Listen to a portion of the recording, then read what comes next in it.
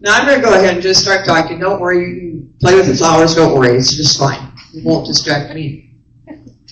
So, yesterday I went to wonderful Costco, right? And I had really a nice experience in Costco. There were people that were talking to me and we were laughing, and I got out in the parking lot, and this woman, she's over a car away. She goes, "Oh, those flowers, those are beautiful." And I go, "Yeah, have a blessed day," right? Because I was wearing this T-shirt that said, "Every day is a gift." And people noticed it. And I thought, yay, getting that word out, right? So then I'm home and I'm unpacking. I don't know about you, but I always think I have to carry as many items at one time as I can, because I don't want to make another trip, right? So I've got eggs, and I bought just the best Eggland's Fresh, right? And so I got them in my arms, and I'm going to take them downstairs into the basement, because that's where I have a refrigerator where I keep some of the stuff I don't use all the time right away, right? So I've only taken the second step, and all of a sudden, this one carton of eggs goes, boom, boom, smash. And I just watched in slow motion, the egg kind of dripped and lights and stuff. And my most expensive eggs, right? But then there's always a gift, right? And my Labrador saw that. Eggs! So she's down there, and every step she's licking off the eggs, so she helped me clean them up. And I said, well, that's a blessing. But it reminded me of a story that I just had to tell you. So my second husband, Zane. Zane was from Texas, a little town, Liberty, that was just outside of Houston. And so we were courting at the time, and he had his class reunion. And so I was to go home and meet the family for his class reunion. So, and I don't know much about them. All I know is that Zane's parents both were deceased when he was 14, and that he had actually been raised by his aunt and uncle. And he just said to me, he said, "No, this is going to be an interesting experience for you." Okay, what a way to prep me, right? Here I am. I'm a Yankee, right, through and through from Minnesota, and I'm heading down south. And I'm going to be in parties that are for the school with all of the women and everything else. And it's the first time I'm going to meet my future mother-in-law and my future father-in-law. So, needless to say, the cultures are very different for me. And so in meeting my mother-in-law, Miss Patsy, and her husband, Dempsey. Now, Dempsey is a judge of the county, so he's an upright citizen, right? He's a 6'5" Texan. And Patsy's a former beauty queen, okay? She has flaming red, beautiful hair, and Patsy is very cared for, right, pampered, but she's a strong woman. Don't underestimate her in any way.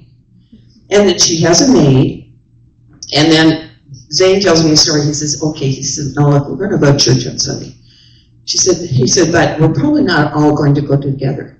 And I go, okay. He goes, well, see, there's this thing. Dempsey insists on being on time. And so if Patsy's not ready, he's going to go to church.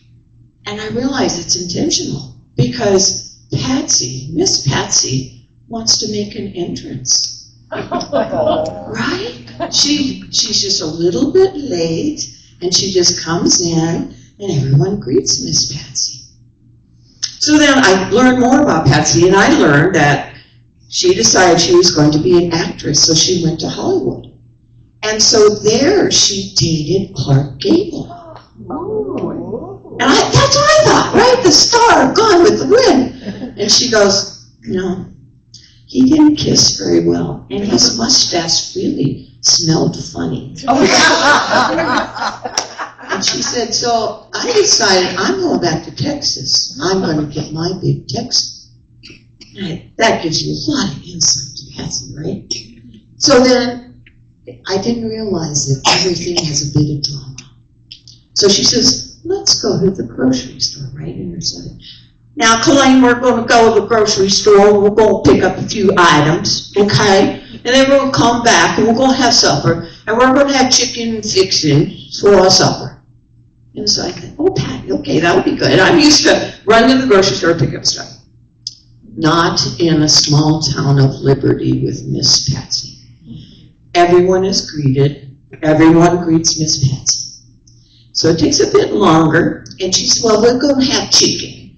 So she goes to the butcher and picks out a chicken, and he wraps it in butcher wrap. And I don't know if you're familiar, that's before plastic, right? It was a paper that had a lining that was really, really, really slippery, right? So here we go, and we go to her white Cadillac, and she's going to put the groceries in the back. So she sets one sack down, and she had held the chicken separately. And so she was going to put it on the seat. All of a sudden, I could have sworn this chicken was alive. It came out of that wrapper, it was flopping around, it was on the seat, it was all over, and then she's going, oh, she's trying to catch it, and she's in this beautiful dress and everything, and I'm going, oh my gosh. And at the same time, I'm snickering. I can't let her see. And I'm laughing. And it's on the ground. And so Patsy just backs up. She goes, you know, Colleen, sometimes you just gotta let go of the chicken. And I'll never forget that lesson in life, right? When it comes to change, stuff's going to happen, and sometimes you've got to let it go. And I can look at it with humor. Sometimes you just got to let go of the chicken. So after that, and I needed to finish cleaning up the mess of my eggs and stuff, I salvaged a half a dozen, and that's what I had for breakfast. So that's what was good. Now, you know I like stories. And I don't know how many of you can raise your hand if you've been watching this series of videos on Punch the Monkey. All right, good. So it's going to be news for some. So Punch looks a lot like this monkey. And Punch's mother abandoned him. And this is in the zoo in Japan. And they think it might be because it was her first baby. And sometimes they don't know how to take care of a baby. So there are all these videos of Punch. And the first one I saw was he was clinging to the caretaker for the zoo. I mean, he's on his legs, right? He's up here, he's around his neck, and he's just climbing all over him because that's the warmth and love that he can get. But then the zookeeper thought, well, we've got to get him socialized. So they put Punch out with the rest of the monkeys. And they gave him a stuffed monkey from IKEA, an orange orangutan. And he just took that and he loved it. And wherever he'd go, there's this little orangutan that he's taken with him. And then he'd go sit and he'd cuddle with it. And then they show this one clip where Punch decides to be courageous and try to be accepted. So he goes out and he's by this male monkey. And this monkey just knocks him over. And he's just rolling. And he's just scared, and all of a sudden he just grabs his stuffed orangutan and he just goes running and hides out, and then he's hugging it and he's clinging and nothing is welcoming him. You know. And nature teaches us so much because Punch didn't give up. So the next clip you see is he kind of sneaks in and he sneaks over by this female monkey and he just sits by her. Very patiently, just sits there. And then he decides to do her a favor, and he starts picking how they pick each other's skin clean. He does just a little bit, and he kind of stops, and he takes his orangutan, and he goes over and he sits by himself. And then you see in the videos, he starts doing that more frequently. And all of a sudden, this female monkey adopts him. He's got a new mother because he was not going to give up on getting love in life. And he wasn't going to give up in giving love in life. And you know what the recent development is? Punch has a girlfriend. That's a special love. So nature gives us all kinds of examples on in our lives, we can change things. We don't have to accept the status quo. But I'm also concerned that, some do. And some end up more like the dinosaur. They kind of end up extinct, right? And sitting by themselves. But that's not us, is it? That is not who we are in unity. Our new thought is all about the power of God that's within us, and that we can live the lives that are rich and full, that we deserve love, that we are born of perfection. And that's why all of us are here. Because we love each other. And we know what our purpose is in life. Our purpose is to love. And through love, we change the world. We change our lives. And there are several passages I love so much what Reverend Marilyn shared, because those are all varieties of messages, whether they're Buddhist messages or any other spiritual practice or belief. They're all about love. They're all about changing life. And you notice Reverend Marilyn said it's how you think that changes your life. And that's what we do. We practice every day for our consciousness and how we embrace life and how we see life and how we know ourselves to be good. That's how we change. But what happens sometimes is that we have to get some of the teachings to kind of remind us, right? And of course, Myrtle Fillmore and her healing letters. I can't tell you how powerful she is in her writings, in sharing messages with people. And this is one that I thought helps us with change. I give thanks for the Christ life, now apparent in my mind and body. It's an easy matter to give thanks for what we have already received, but it's not so easy to give thanks for what we hope to receive. However, giving thanks in advance brings to pass a present expectation. Remember what Jesus said about one's mental in demonstrating spirituality. All things, whatsoever ye shall ask in prayer, believing, ye shall receive.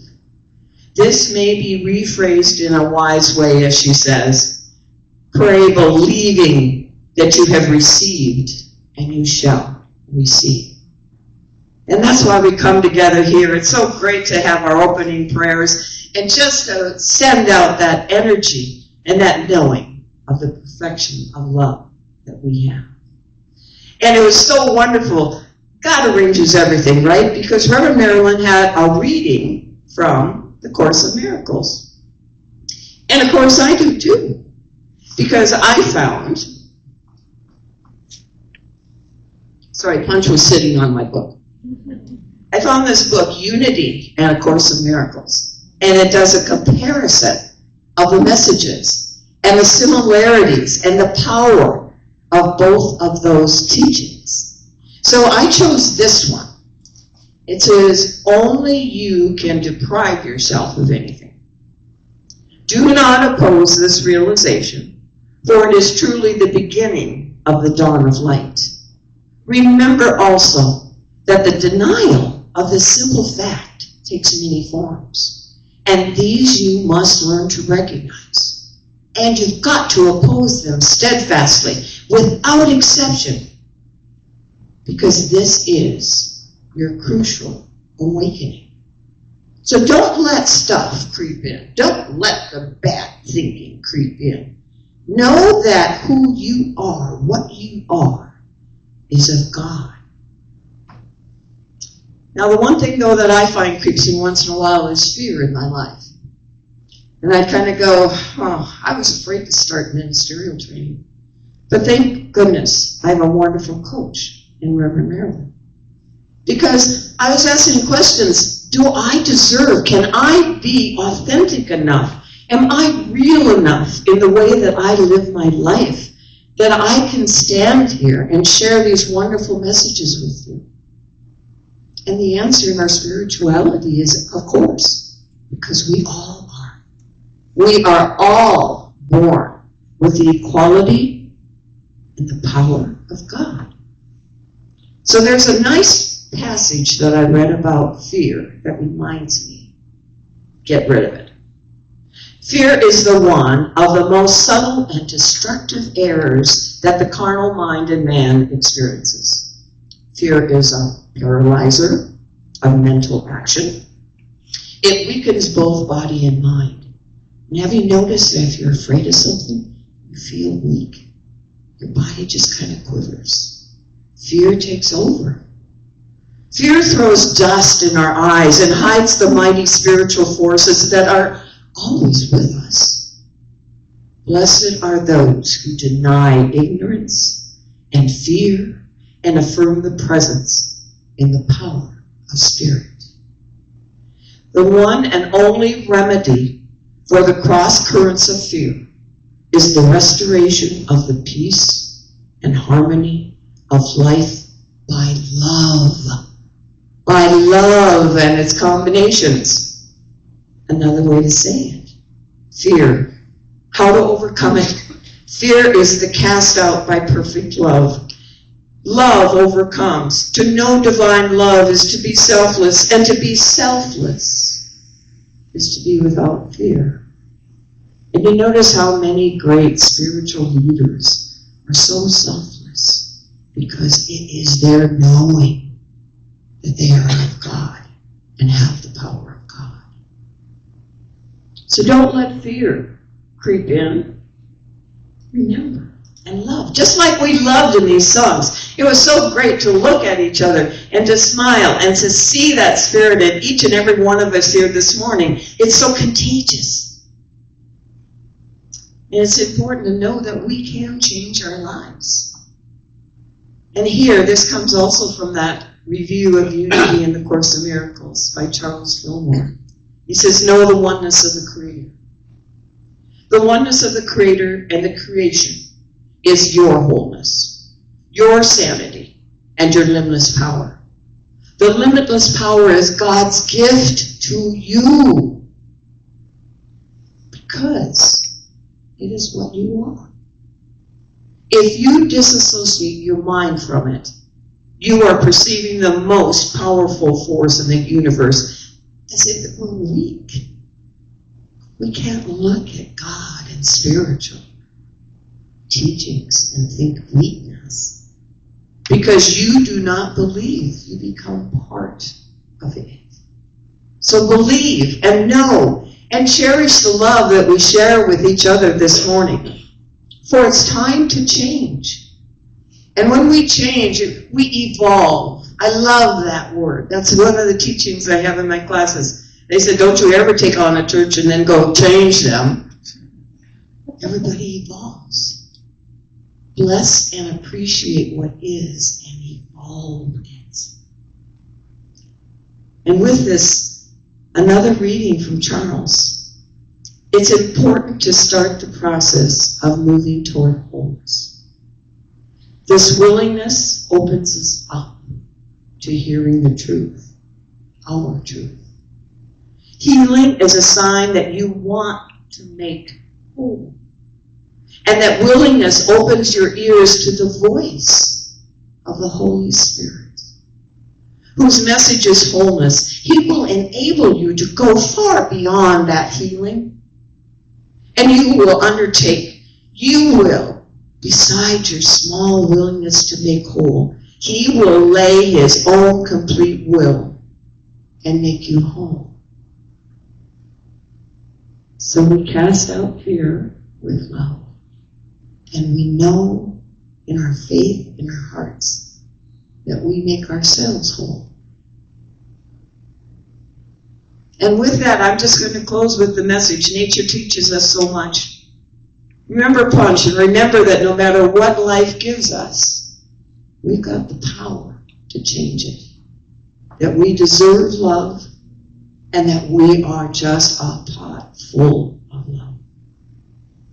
So with that closing, we move into our time of meditation. And Steve is going to dim the lights for us. And this is why I wanted to have you make sure you each have a flower. I want you to put that flower in your hand. And I want you to look at it. And I want you to feel it. If it's closed, you can kind of nudge it open. Think of this beauty that's before you. That God created all of the blossoms in the world. And as every one of these flowers is unique, so are you. Unique and beautiful. And with this now, after this sensation and seeing this beauty, just gently close your eyes and relax right where you are. And just let your mind wander to the most beautiful, loving moment in your life. And just replay it. Whether it's the first giggle of a grandchild or a child, it was the first hug that you gave a puppy, whether it was the first time that you felt the hug, the caress of someone you love. Just visit those moments in your mind in this quiet moment.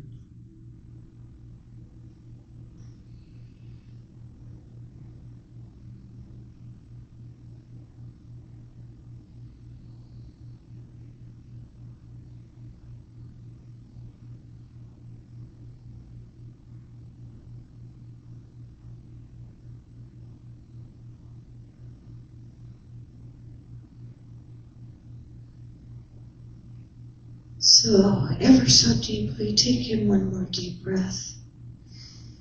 The breath of life.